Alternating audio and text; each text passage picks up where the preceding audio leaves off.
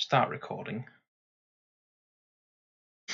Hopefully nothing goes wrong from here on out. like it did you the just other night. jinxed it, mate. You've just jinxed it. Have I just jinxed it? Right, so welcome to the first ever little conversation topic episode or subject. Sorry, that's just ruined the intro, hasn't it? Can't even speak bloody English. Start over. Can you say that was a really catchy title? We should stick with that. I might actually leave that in now. Welcome to the first ever episode or conversation that I want to try and make into a series for the Ready Room, so hopefully this goes down quite well. Today we're going to be talking about lockdown and TTS and the tabletop, how it's been affecting people over the past, what are we on now? 9 months? 9 Something months? like that, yeah. 8 months? 9 months into lockdown? Yep. So I'm here with Dave from Dark Star. Good evening. And then we've got Mark. Hello. And we've got Tony, who's also from Dark Star. Hi, how you doing? So basically we're going to start off by saying, how long have we all been in X-Wing? I myself has been playing X-Wing since whenever the B-Wings were released in 1.0, which was something like Wave 2. So I've been in it for basically the beginning, almost. Dave? I first played X-Wing when it was released in 2012. My mate brought the core set, and I was like, no, I can't play this. It looks like it's going to be expensive. Skip 4 years ahead. I went back round said friend's house and played a game. I was like, that is the coolest thing I've played in ages. And yeah, so 2016 is kind of when I really got stuck in. And yeah, 4 years of fun. It's been great. And how many models deep are you now 4 years later? I have every faction and every model, at least one of. Same here, to be honest. I've got one of everything, or I will soon have one of everything when the rest of my CIS arrives, because I want to play Django Fett, and he obviously needs friends to fly with. He looks awesome. It is called plastic crack for a reason. This is very true. This is very true. Mark, how long have you been playing X-Wing? Well, prior to this, I'd never played any form of tabletop games or anything like that. It was completely alien to me. And in 2012, somebody bought me a core set for Christmas because I really like Star Wars and I'm super Star Wars geek. Yeah, and so it started off with just myself and my son playing with the 3 ships you get in the core set on the kitchen table, and we both absolutely loved it. Completely getting the rules wrong because we didn't understand them, but we still loved it. Who took Rebels though? Because that's the correct faction. Me. There you go. Gotta be. And then I made a decision to go on the internet. That was expensive. Yeah, that's a rabbit hole. Yeah, there was a whole world of stuff out there, and you could get other things. And then I found a site called Board Game Geek, and there was people on there making stuff and whatever. And because I'm quite a creative-y type person, I was like, oh, brilliant! Yeah, I'm well into this. So in the core set, the first one, you had the little satellite markers. Yes, vaguely. Is this 1.0 we're talking, or 2.0? 1.0. 1.0. 1.0, and literally within a month of doing it, I'd actually built 2 of these little satellite-y things just as models out of bits from the garage, out of plugs and pins and that kind of stuff. And I realised people could do stuff, so I just entered this huge rabbit hole, and I've been falling down it ever since. So how long ago was that? 2012. 2012, so 8 years in the ring. Yeah. And what happened was I actually built I've actually built 2 Death Star trench runs for version 1. Wow. One of them was just printed off paper, and then I made it 3D out of foam core board and bamboo skewers. And now my 3rd version, the actual Empire only managed 2. I've built 3. Not the Starkiller base one though. No, that should be the 3rd one. Yeah. So if you actually go on the X-Wing Ready Room page, I'm sure I've posted a photo of it somewhere. So it's nearly finished. It's 3D printed trench. It looks epic. So I'm the filthy casual among you all. That's me. Hey, I've seen it as well, man. It looks amazing. It looks absolutely amazing. In the past, with several people from IQ Games, we've done custom missions. I remember once with like John Fawcett, Mark, and I think Keith when he used to work at IQ Games as well. He's long gone though, unfortunately. From the game, not the world. That'd be a bit drastic to talk about. From the game, he's long gone from the game. But I remember doing this thing where we had one epic-sized table set up, and we randomly made up some rules for respawning TIE fighters. And then like 3 of us were controlling the rebels, 3 of us were controlling the TIE fighters, and then we had a separate table. We basically chose an edge, and then that edge, if you fly off it, was going to go into the trench. And then we had a long table that was like, I think 4 foot, not 4 foot, 2 foot be like 6 foot, so it was a thinner table. And basically that was the trench, and we put turrets on it, and then you could fly down and try and take it out. And we even made a rule that Y-Wings had to fly down it first, but when they fire torpedoes at the exhaust port, it's an automatic fail. There you go. And then last but not least, Tony, how long have you been playing X-Wing on the tabletop? Well, I guess I'm the baby of the group because I've only been playing for, I think it's about 1 year and 7 days. So you started in 2.0 then, obviously. Yeah, so unfortunately... Can I just say, that's a very exact timeline. Did you write this on the calendar or something? He's like, what? Yeah, it's like, the year, 7 days, 8 minutes, and 56 seconds, actually. I think you're fine. It's funny, funny you say that, Mark. I did look back and see, I first joined a club called Tin Squadron down in Cornwall, which is Ryan, Sam Crosby, Sean Oakley, lovely group of guys, and then be listening to this. If they live down in darkest Cornwall, going down towards Truro, that you ever want to play X-Wing, they've got a really good Facebook page. Get in touch with them. They got me started into it. So that was about this time last year. I played about 20 games tops, and next thing I knew was at the System Open. Even won a game there, which is a different story completely.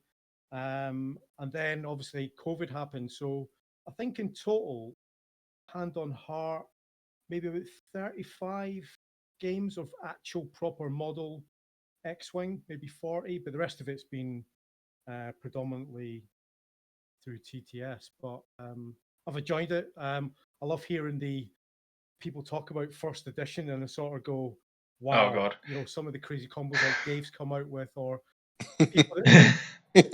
the people that I've just met through playing, like everybody has through all these great events running, and they've all got their own experience of 1.0, and I just go, that just sounds so broken. Dude, it might be an episode conversation for another time. Like I could bang on about the broken shit that was in.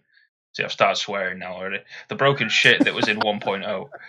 He's been triggered. Somebody say harpoon missiles. Oh God! Say harpoon missiles. Oh yeah, I've heard. Oh that. God! Harpoons and expertise. What a load of rubbish. Push the limit. Veteran instincts.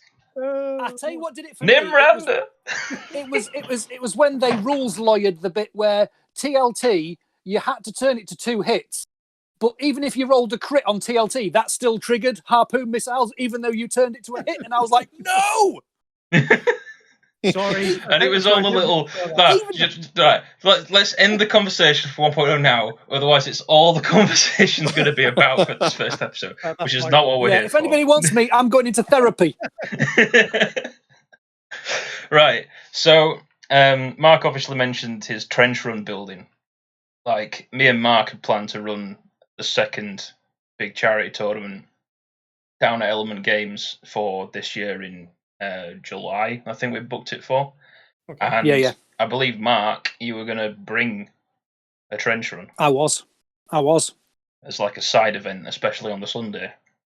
Yeah, and then some Chinese bloke decided to eat a bat. And then we all got locked down. Well, let's not go into that. But basically, so COVID happened in March for the UK, really? Yeah. That's when lockdown started. I went straight onto furlough for the next 4 months. Did anyone here carry on working through that time at all, or were you furloughed? Unfortunately, working because I work for the Queen, so I work for the Royal Navy. All right, yeah. But I work on submarines. So, but where I am just now, I'm currently teaching down in HMS Raleigh. So the sausage factory, as we call it, didn't stop churning out sausages, so I had to keep making sausages. That Right. sounds a bit literal. Can I just say Yeah. that working on submarines sounds cool as hell? I bet you have some different things to say, but that does sound cool as hell. Yeah, unfortunately, a lot of the stuff I can't really mention on podcasts. Oh no, of course. I completely understand that. Yeah, but some The of it's nuclear like, codes are. some of it's been very James Bondish. Some of it's been very, I just want to sit in a corner and do nothing for several months. It's a good job. You know, I could sell it.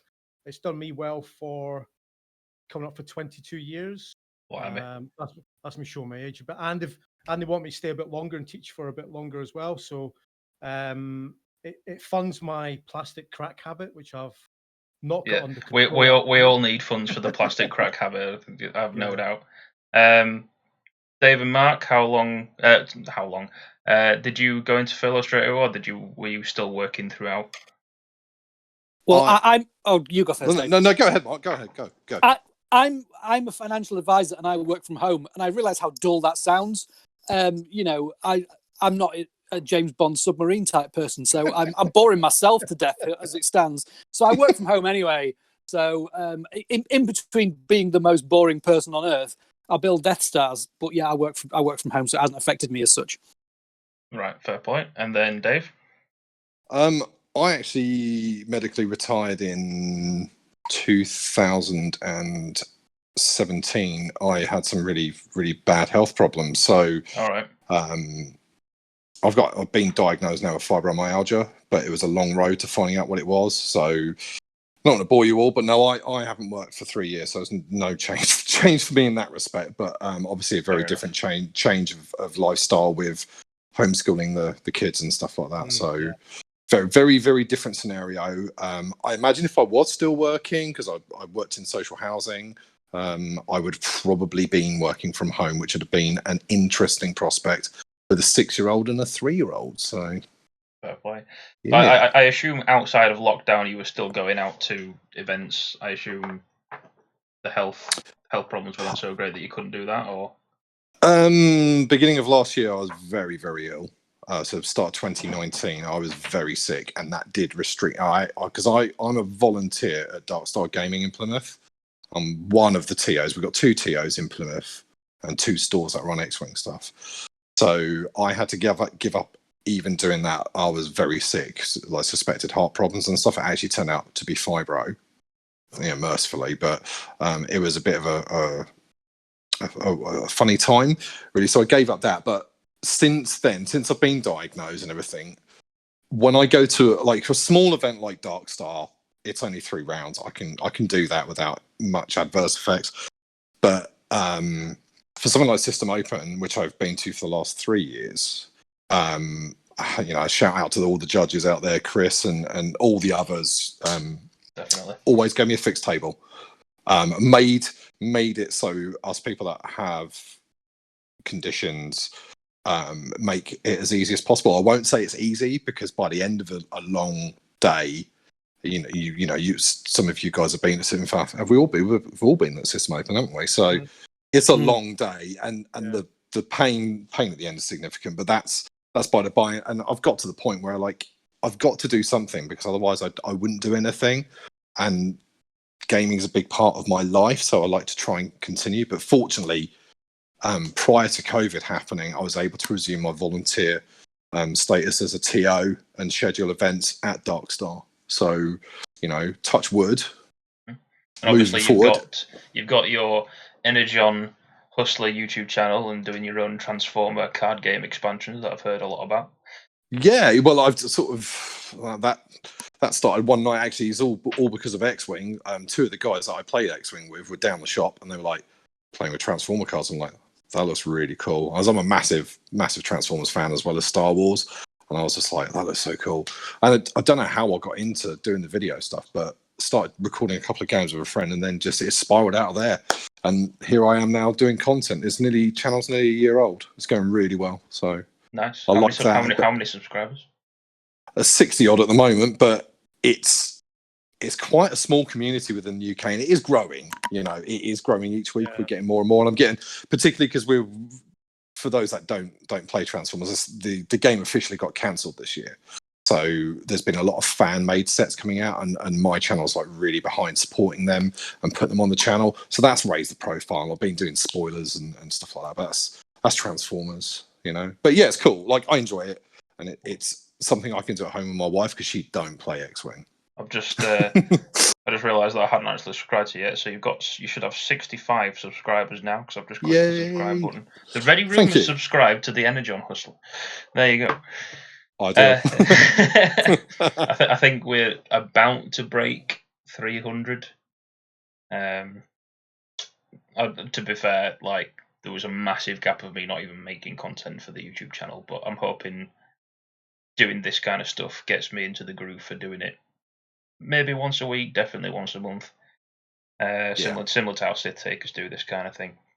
The job that I actually have is an electrical design engineer, so we do all systems design on like CAD software, print out the design portfolios and send them over to the clients for them to install into any type of building you can imagine, mainly schools.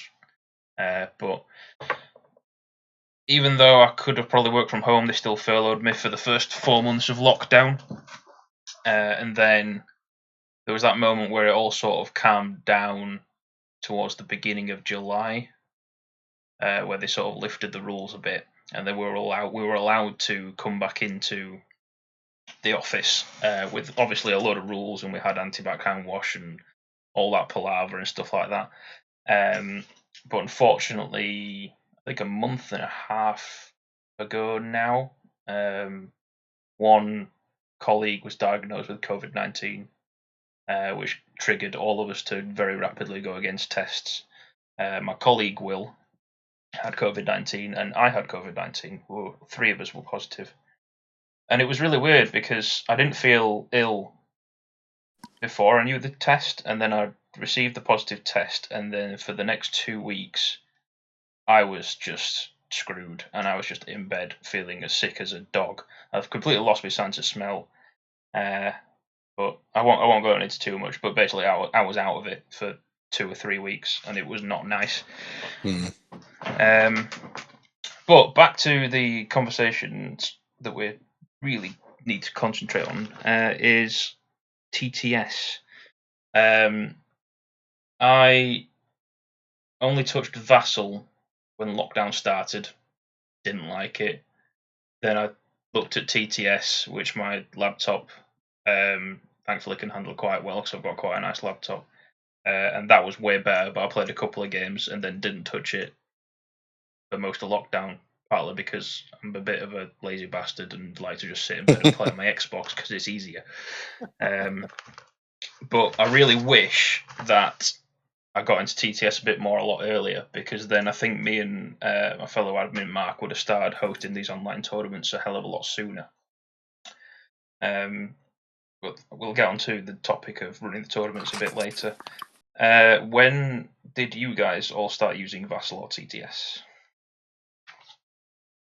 Well, I've never used TTS purely because I don't think my laptop would cope with it.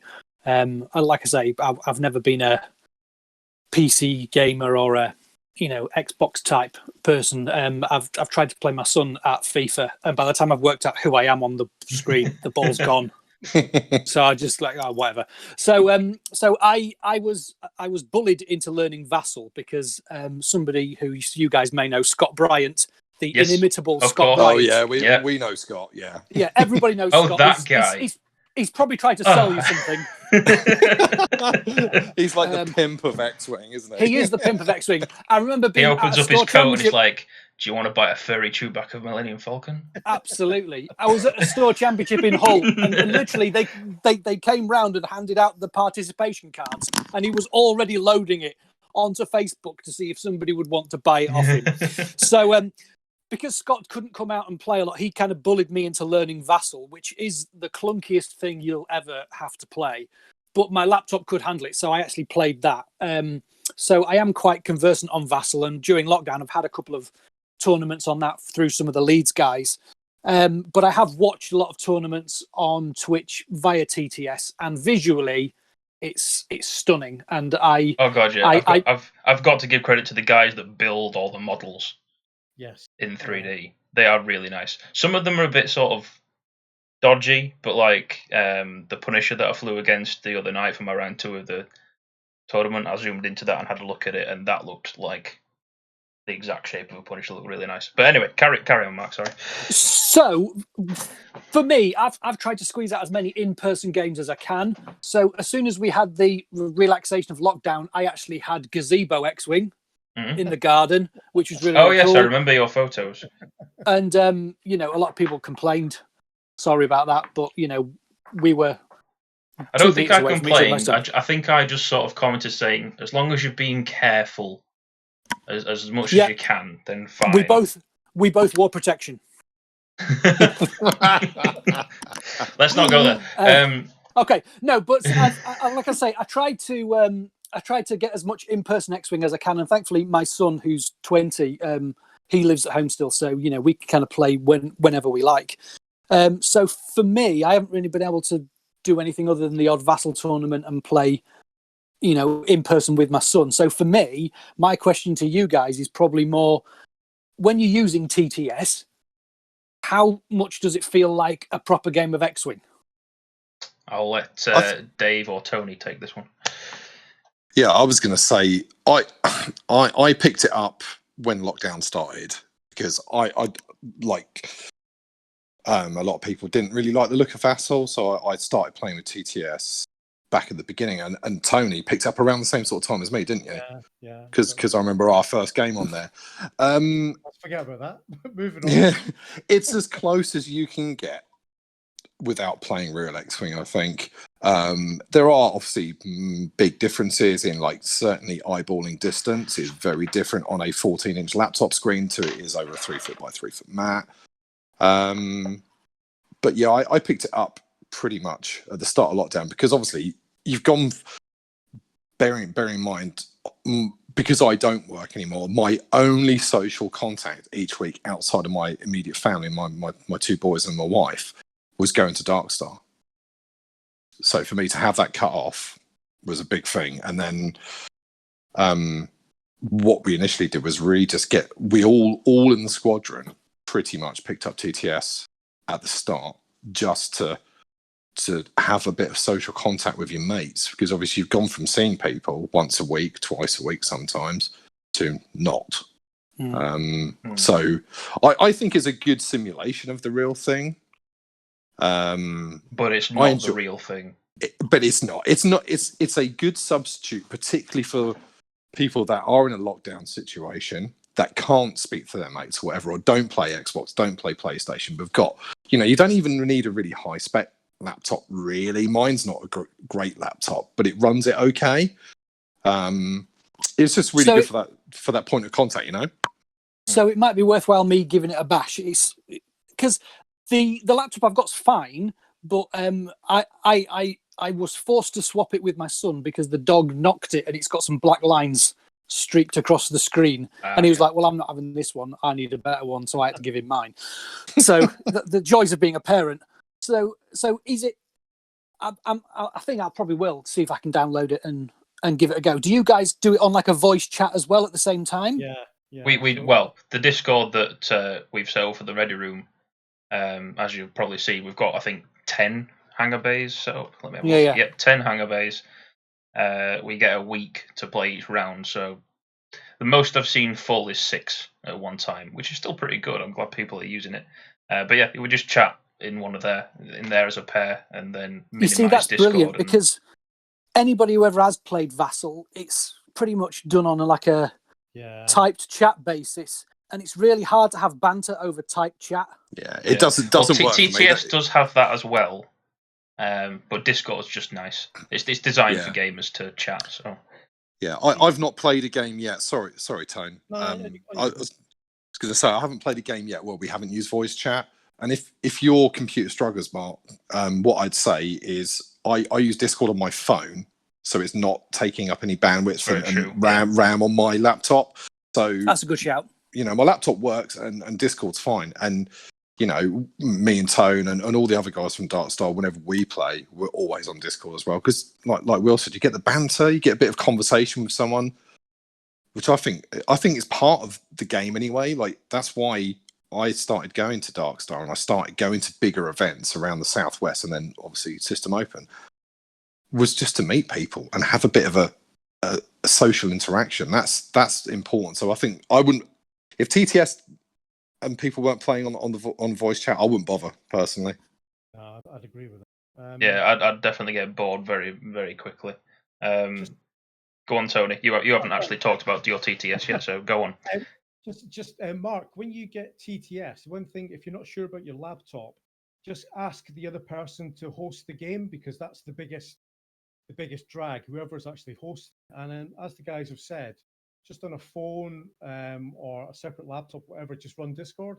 I've got it's not a gaming laptop that I take when I have to go around. Quite bog standard, and it runs it fine. Cool.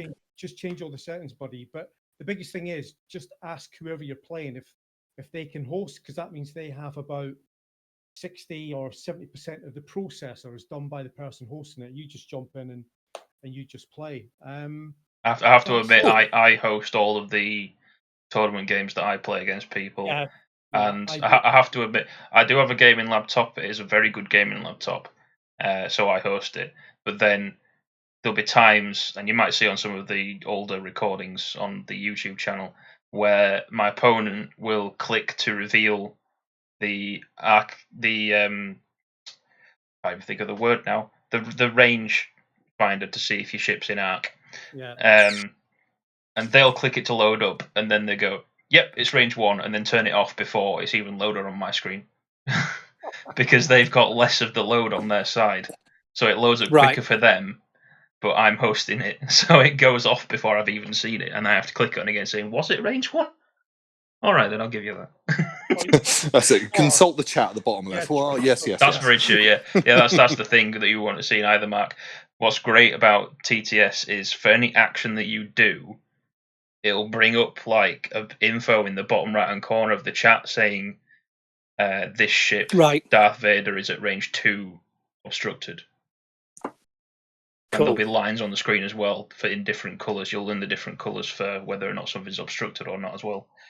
Because I know from watching the Gold Squadron ones on Twitch that you go with what the computer tells you, not what the visuals tell you.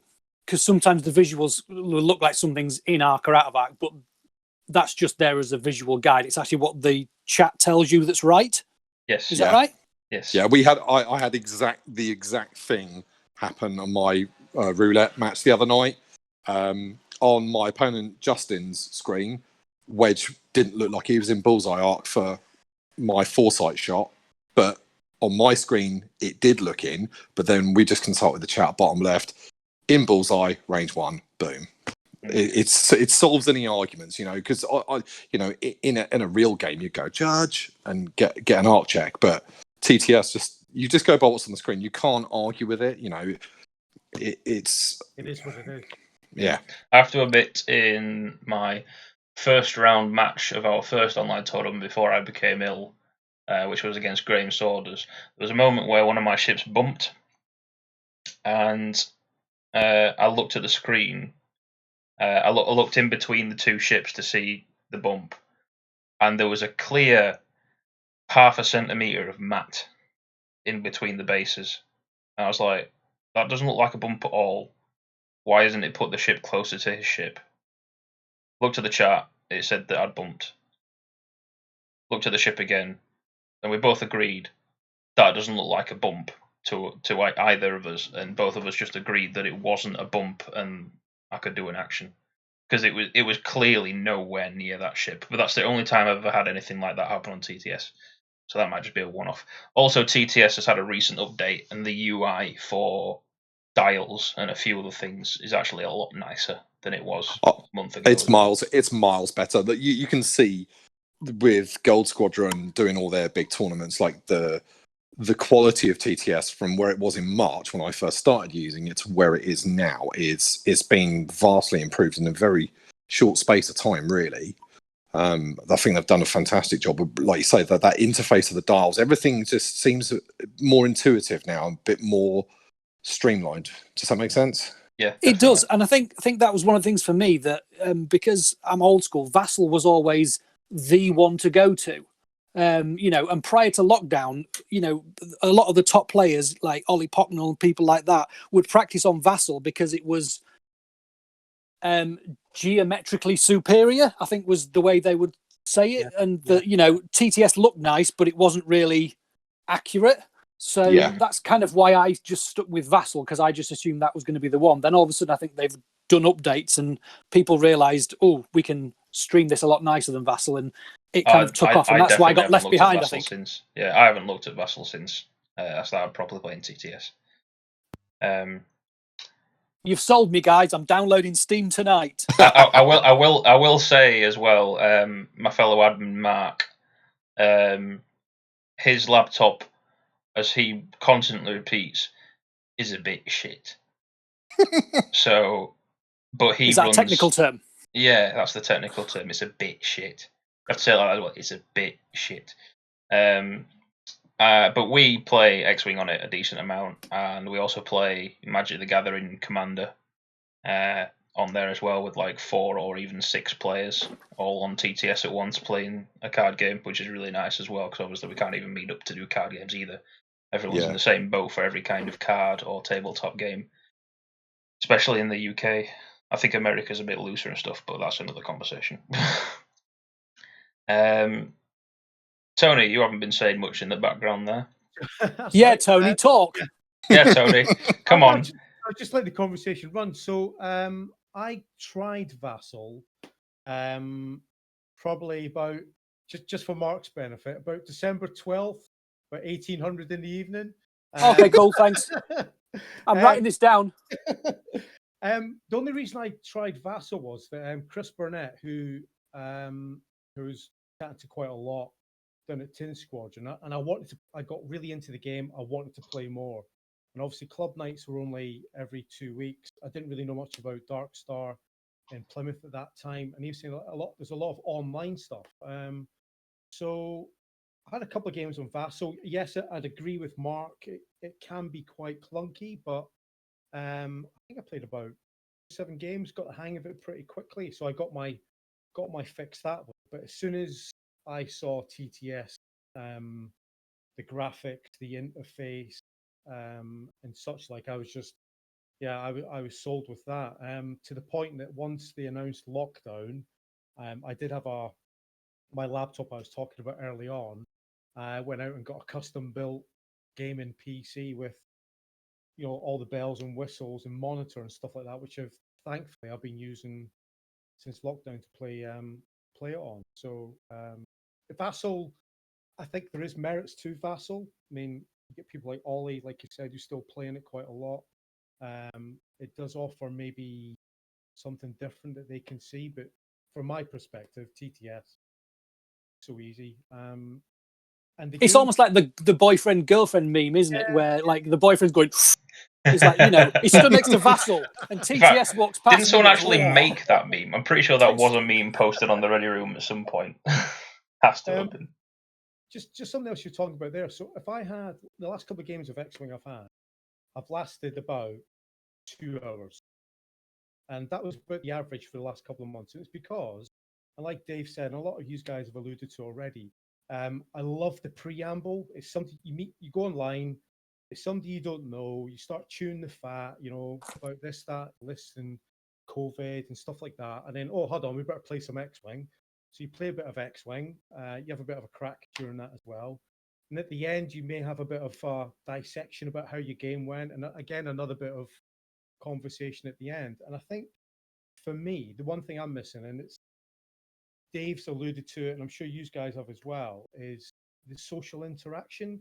Yeah, I love meeting new people, and I've met some quality people, some really good players like Bartosz, Tom Reed, and people like that. But the best time I've had recently, there's been two instances. The first instance was the first time I got to play proper X-wing again for a long time, when I went up to Curtin Games, which is about an hour and a quarter from me, and played a lovely guy called Mark Packer Hughes. Oh yeah. Yeah, played Mark, played a couple of games, and everybody can say how nice TTS is, but until you actually go back to having a model on the table with dials in your hand, having that crack with somebody across the table, TTS is great. It fits the bill for what we can do now. But for me, it's not a substitute for playing the real game. And then thankfully, Not at all. Quite agree. I managed to get to go to Dark Star, meet up with loads more people that I hadn't seen for ages. Thoroughly got my arse kicked, but I left with a smile on my face, and I met more new friends, and I met friends again. So, yeah, for me, the real game's no substitute. Yeah, we were lucky, I think, agree. in Plymouth. Yeah, we are. We were lucky. We managed to get, because I didn't go back to being a TO until September, once my children went back to nursery and school, because I was like, I'm not, until they're back, I'm not going to, we're probably more at risk from them being at school than I am going to Dark Star once a week. So once they're back at school, I'll start that up again. We were lucky, weren't we, Tom? We got two events, and we got one pre the rule of 6, which was, mass and proper like meter distance between tables. And I've got a big shout out to Carl and Adam at Dark Star, who made sure that the venue was COVID safe. You've got the hand sanitizer and everything. So it was a weighed up decision. And then we had, after the rule of 6, we do like a league thing where it's a pod of 6 players, and then there's 3 pods. So we managed to squeak in one of them. But otherwise, that's the only events we've had, isn't it, in the Southwest for ages? And I'm pretty sure it's the same. I know Curtin did. They were doing some like 6-man events and stuff as well, and they've really changed their store completely inside, with like sort of hanging perspex screens and all that sort of thing. Yep, that's it. But yeah, we were lucky. But speaking to some of the other chaps, I was speaking to Rich Polly the other night, and he said he hasn't played physical X-wing since beginning of the year, and he said he didn't even go to System Open. So yeah, I think playing in the middle of lockdown as well, because obviously you guys posted photos of that event on the Ready Room. Yeah. On one side of the coin, I was like, awesome, you guys are getting to play on models again. I'm slightly jealous. But there was also the other side of the coin sort of going, I'm not sure if I'd risk going. Just because, especially now, having had COVID myself, and it wasn't nice. And thankfully I've recovered from that. It's I wouldn't say paranoid, but I am very wary about doing anything anytime soon. Yeah, it was a we weighed up a lot of decisions. Now, prior to recently, and I'm talking the last 6 weeks or so, the infection rate in the Southwest was incredibly low.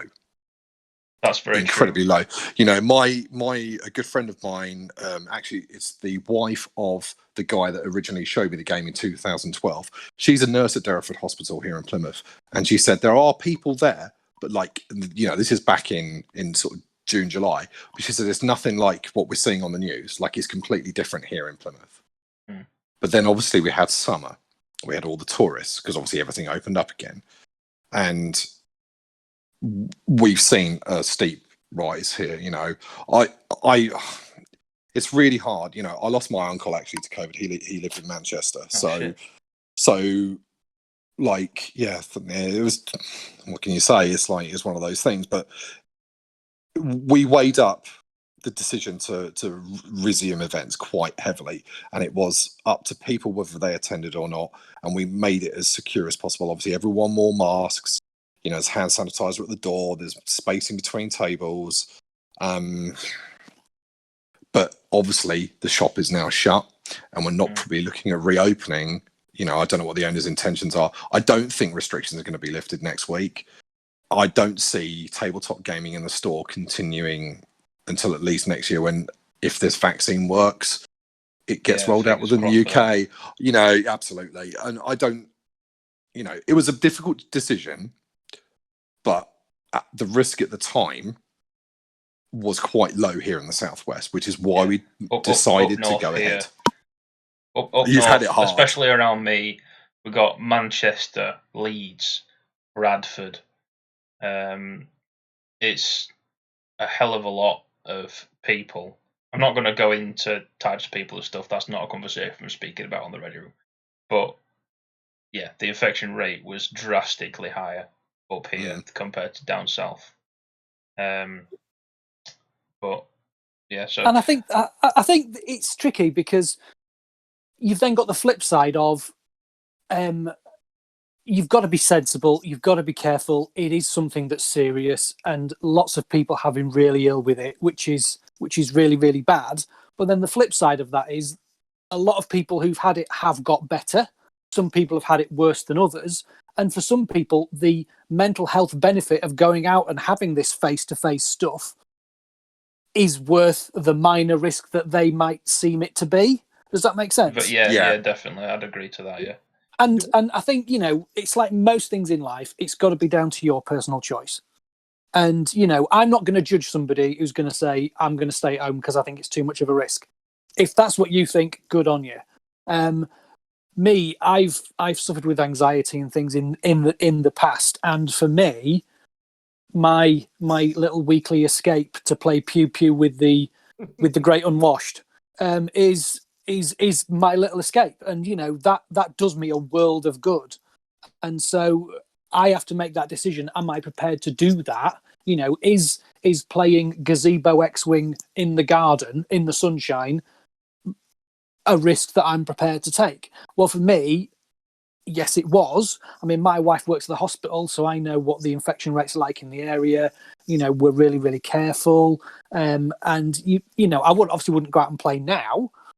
And I think it's just down to your personal choice. I just find it quite funny that, you know, for all of us who've ever been to the System Open, you know, it's all right handing out hand sanitizer at events and whatever, but at System Open, they needed to be handing out deodorant.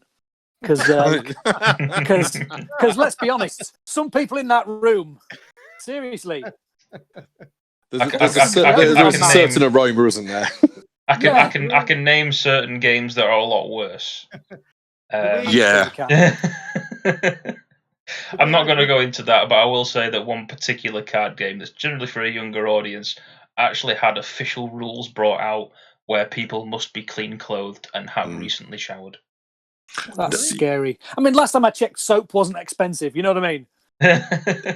I think it's just part of the culture, isn't it? Like there's always, like, you know, I've been playing tabletop stuff since I was 12 with 40k first edition. So like I've been to a lot of events for lots of different games. So it's not just X-wing, it's not just 40k or Magic or whatever, but there's always that little fraternity of people that decide that they're not going to wash or clean their clothes. And like you say, you know, soap ain't expensive and that, but that's another conversation. But I think, you know, the risk thing is something that everyone had to weigh up themselves. And I would say that me and 5 friends meeting on a Thursday evening in a controlled way was better than the scenes I witnessed going through the Barbican in Plymouth over the bank holiday weekends in the summer. Yeah. So like you look at all those young people mingling and everything, and you know, it's their choice. The pubs are open, whether that was the right choice or not. But the risk from playing X-wing with some mates who I trust that aren't pub goers is a lot different to going down the pub on a Saturday night on the Barbican in Plymouth, because it was heaving. I mean, it's scenes repeated across the country. So yes, it was a tricky, like I say, we weighed up the risk. Like Mark's just said, I'm not going out to play now. You know, I'm fortunate. I've got someone in my bubble. You know, one of my good friends from Darkstar, Pete. So if you're listening, Pete, hey mate, he's part of our bubble because he's a single guy, lives on his own, and he's got his family up north and stuff as well. Like his mum lives in Blackpool, so you know, I get my tabletop X-wing. I'm lucky. I get it like once a week, once a fortnight still. But there's a lot of people that don't. You know, there's a lot of people that don't. So I count myself lucky. And my wife's a gamer as well. You know, I've alluded to that with what you know, the other game I play, and we've got YouTube channel for. So I'm lucky. Claire's a gamer. You know, we play lots of things, but I think for a lot of people, they don't have that. So like somewhere like Darkstar or Element or wherever in the UK you are, having somewhere you could go and just, you know, escape from the house and interact with someone, it's important, because mental health is definitely, you know, that's part of what you know, I'm doing Movember this month, because mental health has been atrocious this year. It's affected me, it's affected my mates, it's affected people like yourselves. You know, everyone's been hit by this. It's the biggest change to society in living memory. Yeah. And I'm actually a mental health first aider at work, and the worst group of people for mental health problems is men, because men tend to self-medicate with alcohol, drugs, or other things. So, you know, to have that outreach of, you know, that bit of banter with your mates, all right, you're probably not going to stand there and go, I'm feeling a bit stressed today, buddy. But the fact that you're having that bit of a laugh and that bit of banter, it just relieves some of that lifts your stress spirits and tension. It does. I mean, I can think on the top of my hand, some of the funniest moments I've had have been when I've been playing X-wing games. Like, there's a good friend of mine called Dan, and he brought his stuff to the club, and it was when the second edition, the second core set came out, with the Pose X-wing, and he just unpacked it, and he got his damage deck out, and he was playing the Falcon, and he just got the damage deck out and didn't shuffle it, and he got 4 crits, and of course the top 4 were double damage. So he was dead. But that's one of those moments that even now, however many years later, we all go, do you remember that time when you didn't shuffle your new damage deck and you got 4 crits on the bounce? And it's things like that just pull you together, and you have that moment of, you know, fun, and it's just a great game for stuff like that. It's even when you play people at Systems Open that you don't know, you have those moments where you just, something happens and you just laugh about it. And so that's why I love the game. Yeah, there's a running joke at IQ Games for one, Stuart Bluke, where he played like an entire tournament, and then before the last round, he counted his deck, and turned out that through the entire tournament so far, he'd been playing with 32 cards. Naughty. So he'd lost one along the way. So someone gave him a spare deck. It might have been me, actually. I can't remember. But basically, we all forgave him because he like genuinely didn't know, and he's not. No one IQ is the type of person to cheat or anything like that. So we just gave him a new deck, and he played the last round. I can't remember if he won or not, but I don't know, maybe he did. But anyway, that's been a running joke ever since. And you know, you say like, Stuart, have you counted your deck? You got all your cards? Exactly.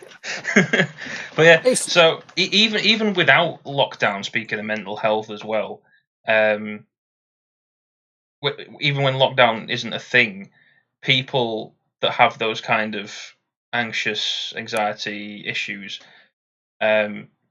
playing any kind of tabletop that they enjoy was already a help to that anyway. Yes. Yeah. So when it comes to lockdown, managing to go out like you guys did in Plymouth to play was probably 4 times as important as it would have been out of lockdown for their mental health. Definitely. To you know, lift their own mental spirits.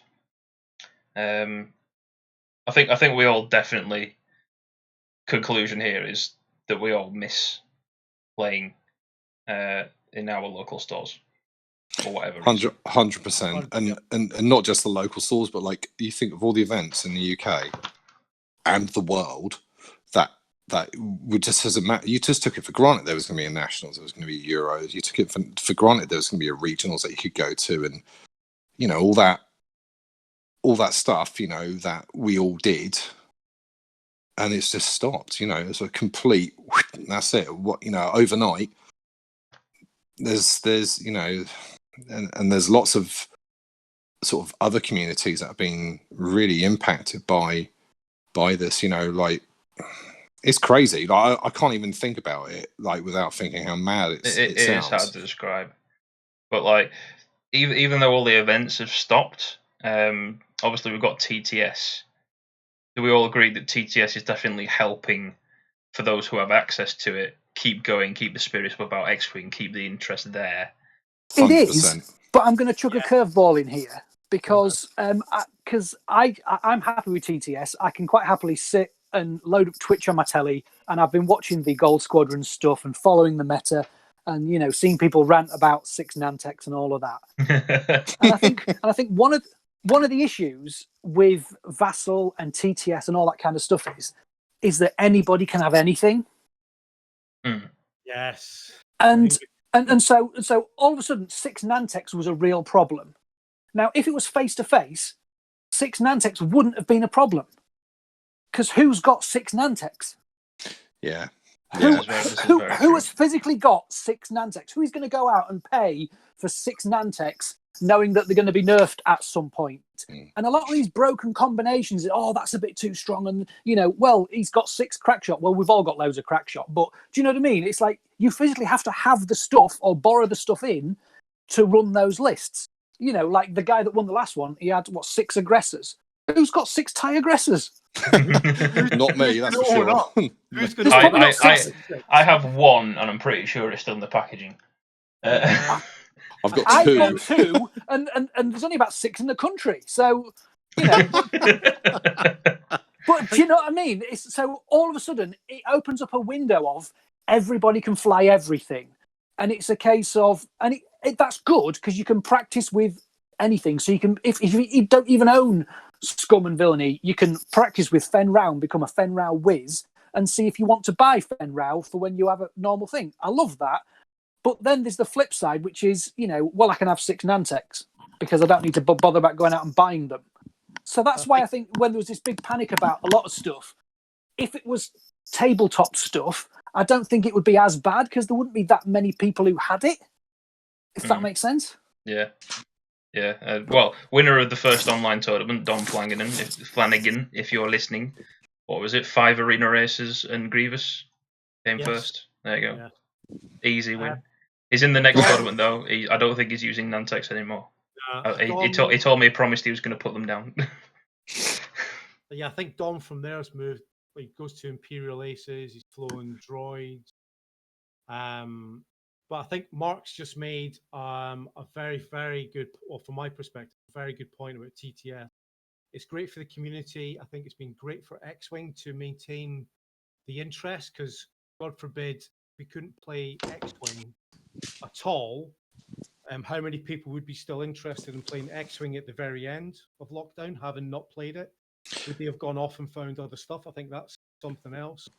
But the fact that people can bring any list they like without without having to pay for it, basically. If you're going to fly Sloan in a shuttle with, 6 TIE fighters or the 6 Nantex or 5 Wookiees or whatever, people can just put down anything they want. I think sometimes that has maybe made, in particular, competitive scene slightly skew with. I think it has skewed the meta, but I do own 4 Aussie Tucks, and there's nothing wrong with that. I've seen your fleet, Mark. It is ginormous. I've got an issue. Let's move on. I've only been playing.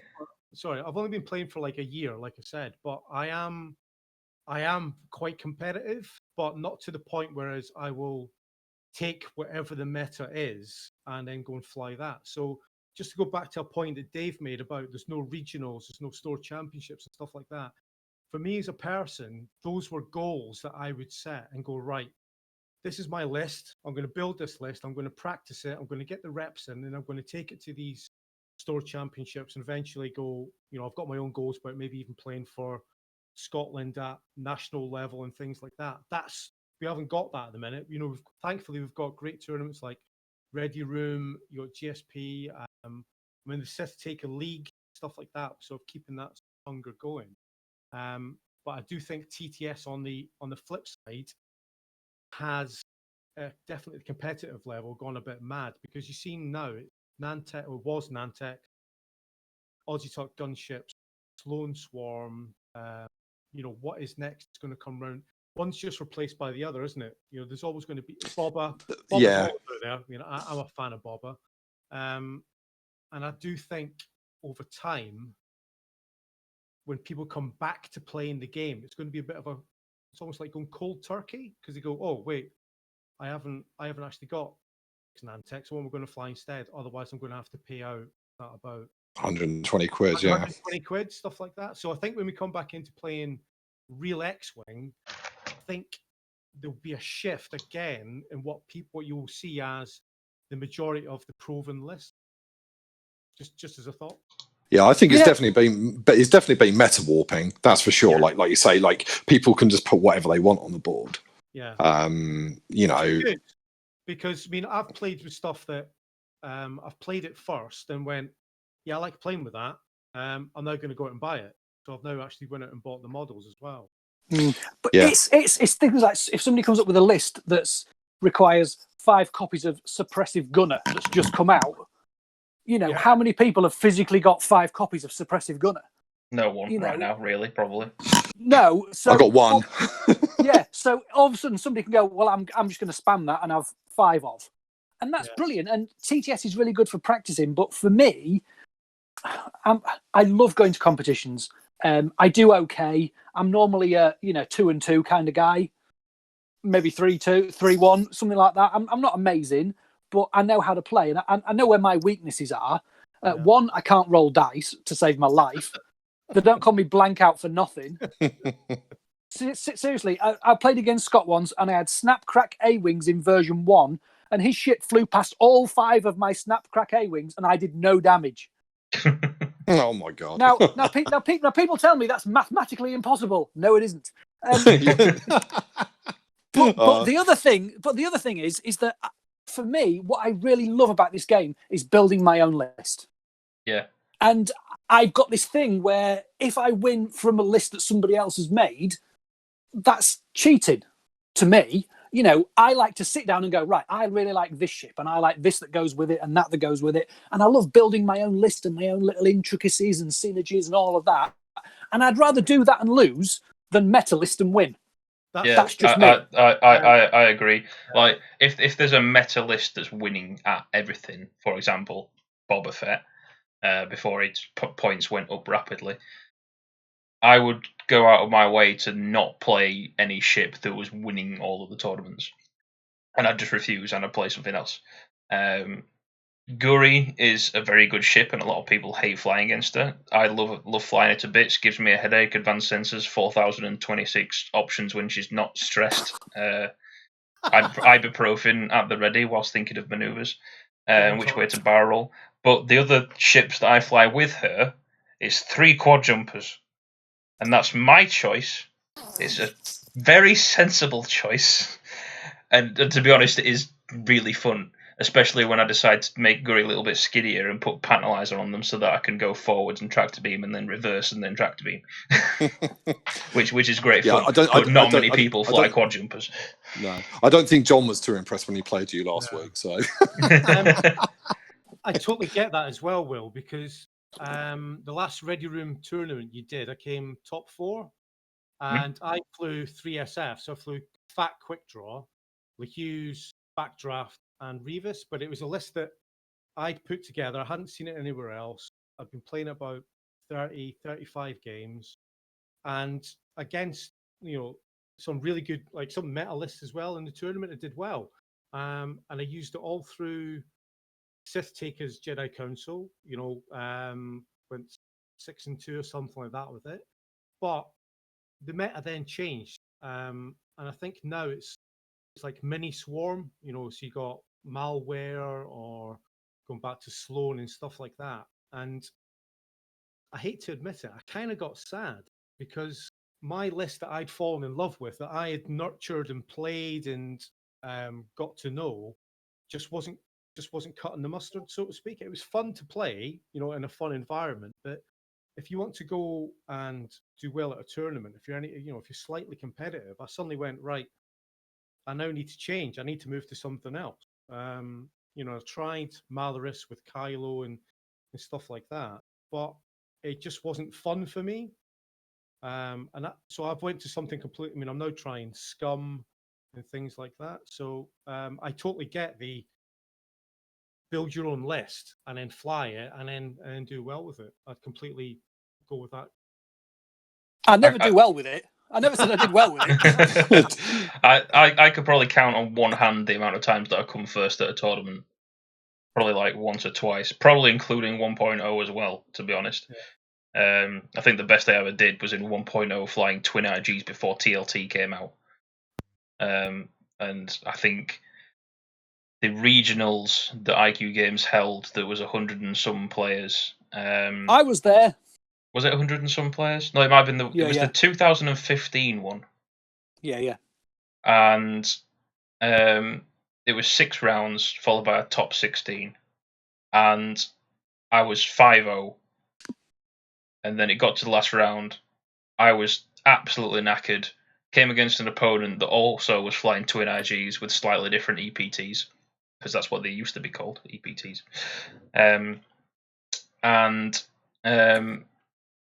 In my tiredness, I gave him the wrong initiative.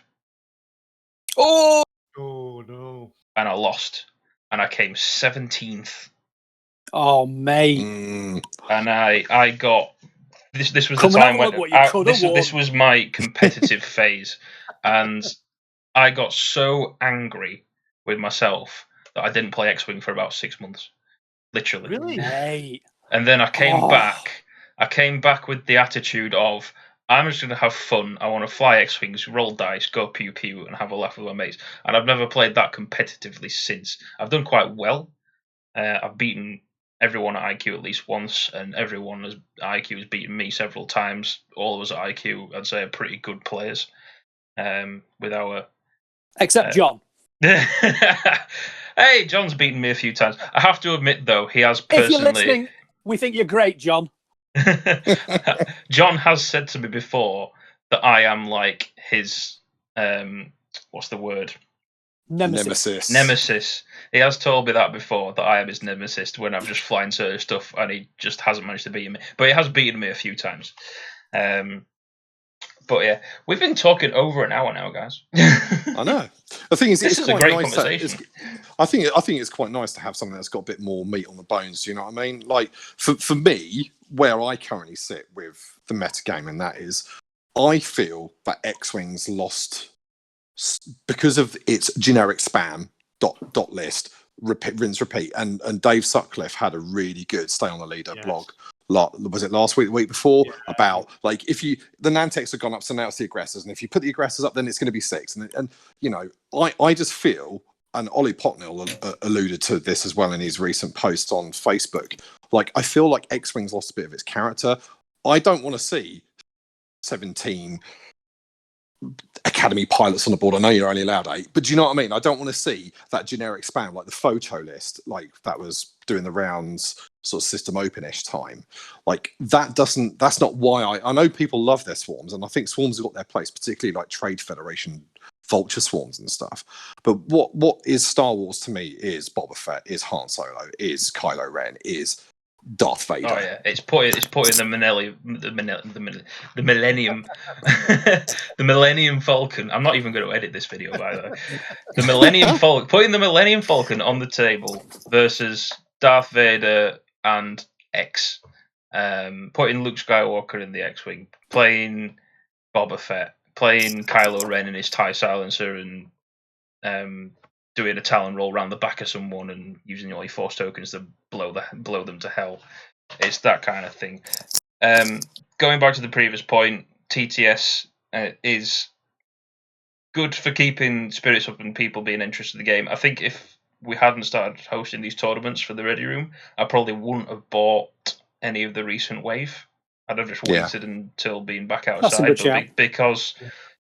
Because I started playing TTS, my interest peaked, and I was like, "Oh, actually, I want to try and fly that." So I'm going to buy the pack so I can have the stuff and look at it and look at the model. And then one of the lists that I'm running in List Roulette at the moment has the LAAT in it because I want to try and fly that. I'm not sure if I would have done that if I hadn't have bought the model and looked at it and decided that I wanted to fly it. But again, as you guys were saying, there's the point of everyone has access to everything. So 6 Nantex and 6 aggressors, etc. If lockdown hadn't have happened, do we think the Nantex would have been that big of an issue, and would their points have been increased? I don't think it would. I like it's physically owning 6. They're quite hard to get your hands on. Anyway, the physical models aren't easy to get your hands on. I bought 2 when they were released because I like particularly for Separatists, I try and get 1 or 2 of stuff at least.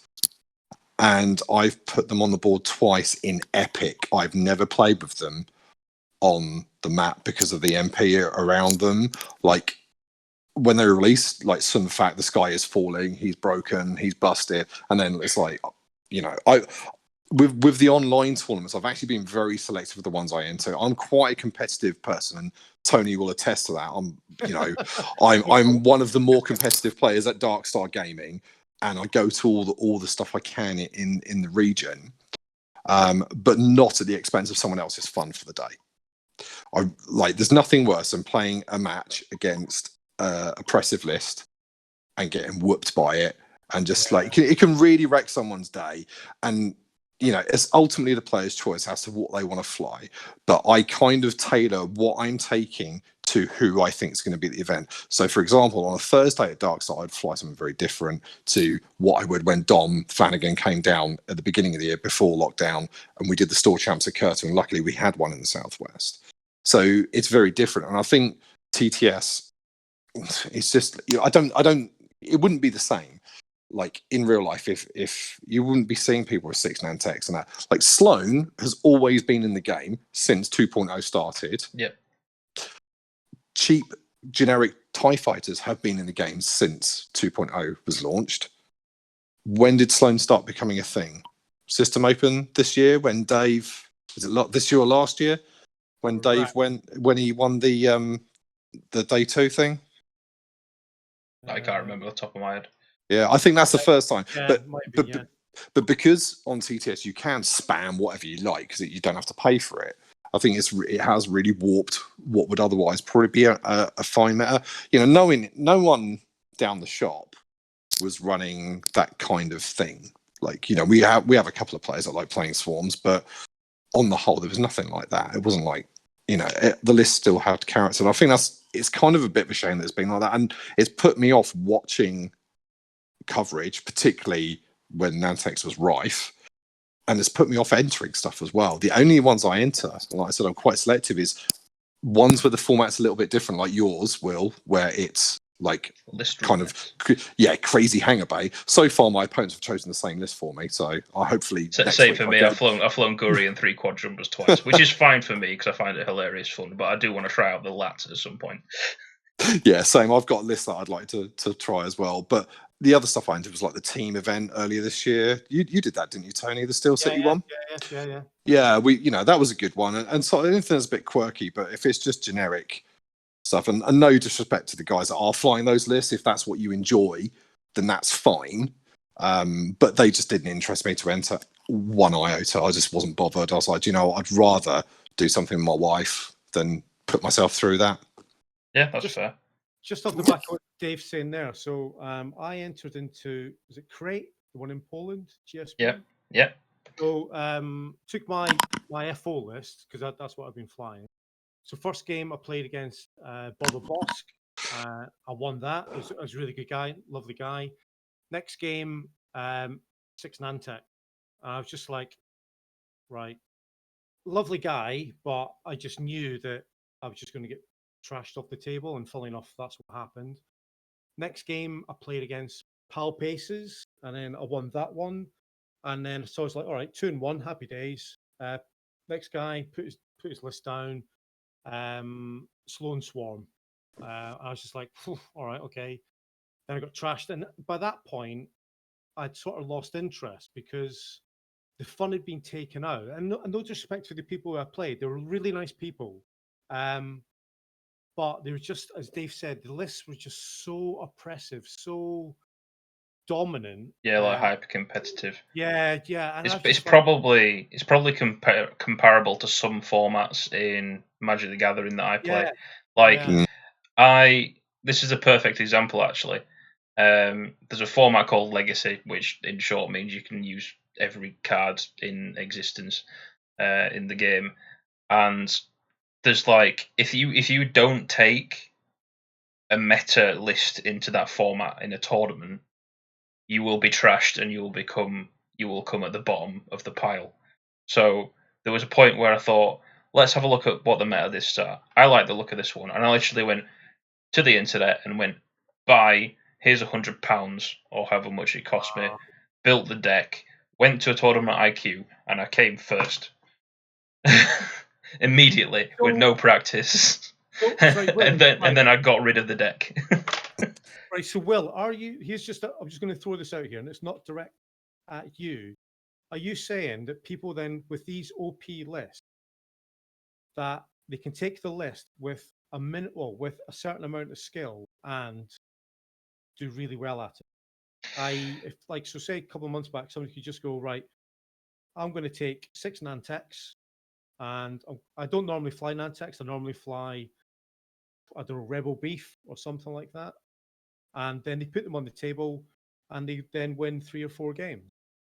Because I think that happens. I think that there's that overpowering that people, like anybody can pick them up and go, right, here we go, and just do really well with them. I think it'd have to be certain lists. I think like I haven't flown arena races. I don't know how easy they are to fly, but they do look pretty easy to fly. So I do think someone could like start the game and be like, what's the meta right now? Go buy 6 things. Well, the points have gone up now, but say they bought 6 arena races and put them on a table. As long as they knew how the game worked in general, they'd probably do really well. But if it was a list which was like pilot skill 6 aces, you couldn't pick that up and do that. I think the issue with the Nantex is, I mean, me personally, I don't have an issue with swarms. I think swarms are a valid part of X-wing, and a beautifully flown TIE swarm is a great sight to behold. But I think the issue with the Nantex is that it fundamentally breaks some of the X-wing rules. So you can block them, and it makes no difference. Yeah. And that's the issue with the Nantex. I mean, when Sunfac first came out, I actually had with an Ensnare. I actually had a game with a guy who'd never played it before, and I had the new Anakin in a Y-wing force Pilot 6 Y-wing with all the torps on, instinctive aim, so he can fire them just by spending a force. He did not get one single shot on Sunfac. Once Sunfac was in range 1, it was just a case of tractor beam, move, I'm still in range 1. Next round, tractor beam, move. It doesn't matter where I go, you are absolutely knackered. So they nerfed that, and that's fair enough. So then people go, right, well, Sunfac with Ensnare's no good. Let's just have a look down. They still haven't broken the mechanic of if you bump, it doesn't matter. And so some genius somewhere has gone, well, I'll just take 6 of them. And now they've gone, well, actually, okay, we'll just make the points higher. But they haven't fixed the issue of, well, I'll just run the lower pilot skill one because it doesn't matter if they bump. I can still do all the things I would do. And that's when it becomes the ill-fated MPE, the negative play experience, where only one of you is really playing the game. Or one of you is playing with 200 points and the other one's got the efficiency of 230 points. Yeah, I think there's an oversight on their part to not have after you fully execute a maneuver. Personally, it is. But again, for me, one of the things that I find really frustrating is that there's a really vocal part of the X-wing community that thinks it's purely about aces. The X-wing is literally me having a 79-point bid and flying 3 ships that are going to move last. And I'm going to spend the first 55 minutes running away, and then I'm going to zip in for 1 round, do enough points of damage on your ships for me to win, and then run away again. For example, Anakin and Obi-Wan. Yeah. Now, again, I'm not saying that doesn't take skill, and it is, arc dodging and whatever. But then a lot of the very same people are going, well, all my games are going to time. I can't believe all my games are going to time. Well, if you spend the first 55 minutes running away. I mean? You can't have it both ways. No. If you don't want games to go to time, actually join in. I think that's one of the things, isn't it, of competitive X-wing, is that is definitely a play style. My concern with how it is at the moment is I don't think all list archetypes are a reasonable choice if you want to win, which is why we're seeing the gravitation towards swarms. I think swarms, again, they need to be part of the game, but when 90% of the cut is a swarm list, it's a bit dull. It should be a bit of give and take. Do you know what I mean? I agree. I'd probably say that the X-wing. Well, TTS obviously, as we've said, has changed the meta, which hence why we've had these points changes. But even with the new meta and how TTS is, I'd probably still say that X-wing 2.0 is as more varied than it ever has been. And when we come out of lockdown, we'll be back onto the tabletop, and as we've said, not everyone owns 6 arena races or 6 aggressors, so that's not going to be there. We'll end up having different things at the top of the leaderboards again. There might be one person out there flying 5 aces, but whatever, they do them. But because we're running on a digital app compared to 1.0, they can fix things with points, and it is still going to be a lot better meta-wise and will remain as varied as the game ever has been in its history. Oh, it's better by far. The game is an improvement on first edition, without a doubt. The ability to alter points and that, it's been said many times. It's probably the best thing, and there is oppressiveness in the game, and there have been boogeymen, but they've been, on the whole, FFG have been quick to react. I think, particularly when they've raised the Nantex in the middle of a time when there's been no official tournaments. It's almost like they've turned a blind eye to TTS. It's like, we know it's there, but we're not going to do anything about it at this time because we know how much you've kept our game alive for us. Yeah, and it made Will buy an LAAT. So yeah, and a couple of other bits. I've got 2 Actis ordered as well. I can't wait for those to arrive.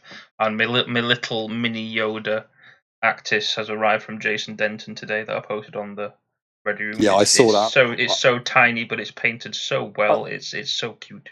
It is amazing. I've got one as well because I hate money. And well, we all play X-wing. Of course, we all hate money. This is it. And to be fair, he's done it. Jason's work's high quality anyway. Yes, he's amongst the best in the UK. So, just that little baby. I'll put it next to my Delta 7. I've got a Mace Windu custom job as well. I'll put it next to Mace. I'm like, it's so tiny. But definitely the smallest. And I like your idea, Will, of keeping in the Enigma Wargaming little box in the failed air case, otherwise you might lose it. And that is a very valid point. Yeah, because I think even if I just put it into the Felder hair case, it'll probably get lost underneath a bit of foam, or it'll fall into the bag, or just lifting the. I know I've lifted my top tray out of my Felder hair bag before, and then the sponge just flipped on either side, just flicked up, and all the tokens have flicked out of the tub. So if that happens to this that I've paid for off from Jason, I'd be very upset. Totally. So I'm going to keep it in that little Enigma Wargaming box. But yeah, I think we probably Can you put some LED lights in it so when you open the lid it goes and the light shines from underneath? Sorry, I nearly had a heart attack then. I thought you meant try and put it on the actual in the model ship. I was like, Jesus Christ! The box like they do on the movies where they open it up and it's like light coming from underneath. It's a company that does that, actually, isn't it? The probably. Yeah. But yeah, so bringing the conversation to an end, because we've been talking for an hour and 20 minutes, which is great. This has been a great conversation. I'm really happy I decided to do this. You almost sounded like you meant that. No, seriously, it's great, and it's also a bit of social interaction as well, which, the whole point about mental attitudes and stuff. This kind of thing might help us, and then people listen to it, and that might help them. So this should hopefully go a long way, and we'll do more in the future. But as a conclusion for the conversation about TTS, has helped, but it has affected the game, and it's probably triggered certain lists because everyone's got access to everything. But all in all, do we agree that it is generally a good thing that we can use it? Yes. 100%.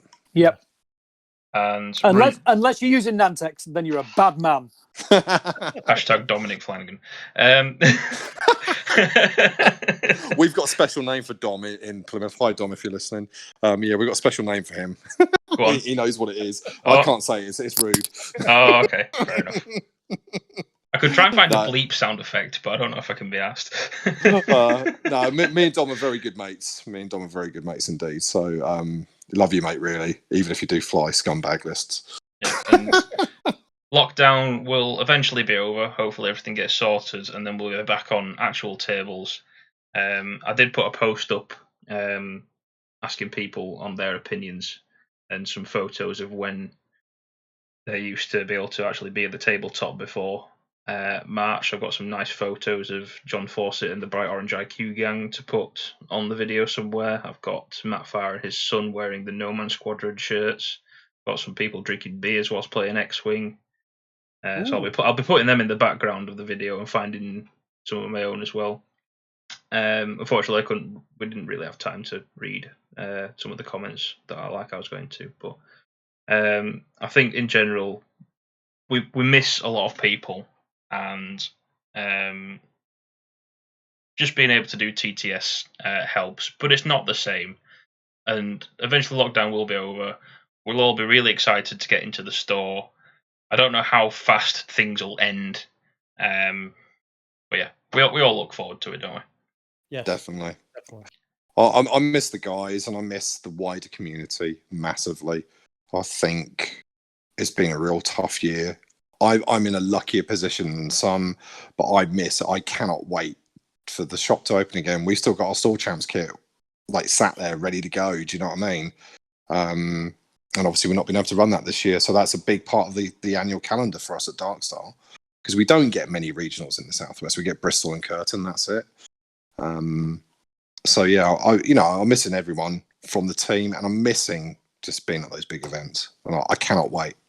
Yeah. And I tell you what, I miss more than anything. When you go to a Store Champs or a big event, you do that pre-event wander around, where you just kind of doing what list you got? And you just have a look, and you just kind of scope out who's got what and who's brought what, and it's just quite an exciting time. Then it's like, the draw, who have I got? Which list have I got? And it just all builds up into a bigger event than it actually is. It's the preamble to the event. That's the bit I really love. Yeah, definitely. So I think we'll probably wrap it up. Oh, that's what I was going to ask actually. So having been in lockdown, when lockdown has actually ended, do we think we're all going to be at the store twice as much as we were before lockdown? Are we Depends on how many wife points you have. That's very true. This is single true, people Mark. probably have it easier. That's something I didn't think about, because I'm not. I am single. If there are any ladies listening, make Will earn wife points. That's it. He will never know the pain of earning. I need to get into a relationship. Leave me alone. My wife doesn't mind. My wife doesn't mind. She doesn't. I mean, my daughter's just got me into playing Among Us. Which is I'm playing that on the PC at the moment. I'll have to add you if you're playing that. Yeah, my daughter's got me into playing that, but they just think that's his thing. Off he goes. I think I'll just move into the store. I think that'd be easier. Yeah, we'll get you a ketone, and you can go and lurk under the table. You can be like the Darkstar troll. Yeah. Love you too. No, I'll probably get down there. I used to go once a week, once a fortnight. I think I'll probably just go back to that, but obviously it's got to be safe. Yeah, and that's the big question mark, isn't it?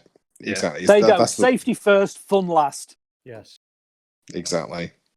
But yeah, I play Magic the Gathering, 40k. X-wing is my main thing, hence why I run the Ready Room with Mark. Then I've also got all the other board games that I own, including 3 different versions of Zombicide.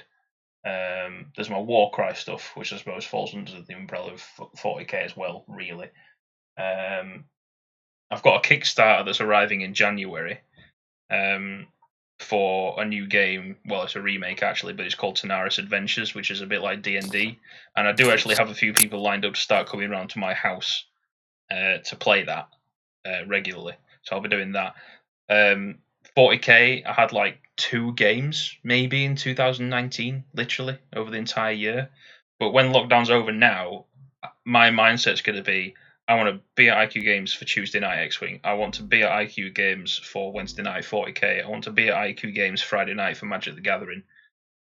Just get all the games in there as much as I can. I think I'm going to appreciate having access to a gaming store a lot more than I did before. Yeah. Is that the same for a lot of you guys as well, maybe? Or, as you say, do you need to do once a week with them?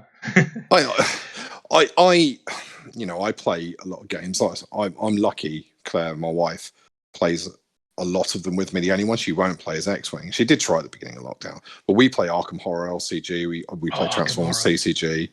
I play. My board game collection is getting out of hand. I need to buy a new Kallax for it. XCOM, Nemesis. Nemesis. Rebellion. Nemesis is amazing. That's not one that I've played.